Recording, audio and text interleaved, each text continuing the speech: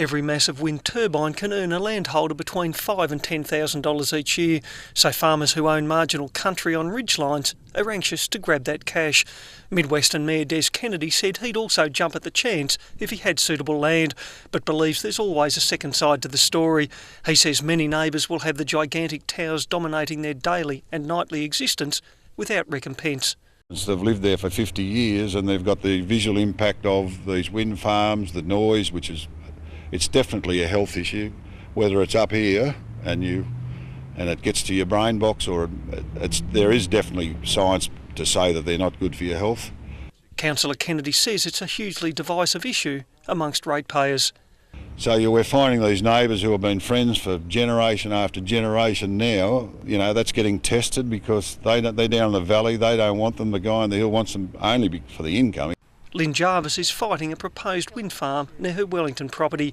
She knows the state government has the final say in the approvals process, but she's pleased Midwestern Regional Council is fighting to ensure those with health and visual concerns are heard. I applaud Des for coming out and the Midwestern Regional Council coming out with such a positive approach to the residents' concerns. They've put a fantastic submission together and it's worthy for all councils to read that submission.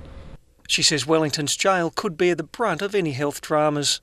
With the Wellington Correctional Centre, the infrasound, the vibration and the low frequency noise are concerns that will resonate within the walls of a building. So the inmates and the officers of the Wellington Correctional Centre could possibly be impacted from those health effects. Hundreds of wind turbines up to 180 metres high have been proposed for the broader region. The giant structures, if dismantled, would cover 45 acres of land. Carcore Dr Alan Watts claims there are 28 studies indicating health problems associated with turbines. Landholder Kim Masters, who'll have turbines on his property 1 kilometre from his house, backs the wind farm. Because infrasound is fictitious. Standing behind the tree behind me is rattling and making noise. That is infrasound. Does that affect any of us? No. The sea generates infrasound. Does that affect people who live along the coast? No. It is just a myth. John Ryan, Wind News. A proposed wind farm near Wellington has created a divided community, pitting neighbour against neighbour, in some cases shattering generations of friendships in the district. Now people from other states are weighing into the debate, the Wellington Times printing a long letter from a South Australian farmer who became a host for 2 wind turbines. David Mortimer says he agrees with the principles of wind power and was happy to see the giant windmills on his property.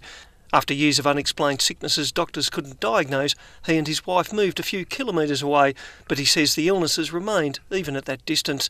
Now he says his idyllic view and real estate values are set to be ruined if a proposed wind farm goes ahead on the hill in front of his small lifestyle acreage.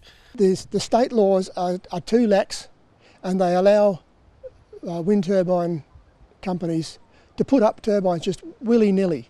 The Mortimers will have 17 put up alongside their property, and they agree the decision could destroy their retirement.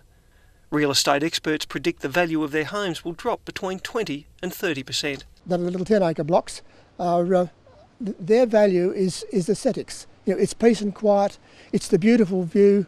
They're also concerned about potential added health problems caused by turbine noise and sunlight flickering through their homes. They say they're outraged they were never consulted by the developer or nearby farmers and only heard about the plan once it was too late. Neighbours agree. Sue and John Clark purchased their Millicent home for the serenity and the view. I think the Development Assessment Committee's hands are tied. I think they've got to do what the government tells them. David Mortimer says he doesn't want the same long-term problems happening to anyone else through ignorance of possible side effects, which is what motivated him to write the letter to the Wellington Times. Infigen Energy has consistently maintained the same position in this debate across the nation.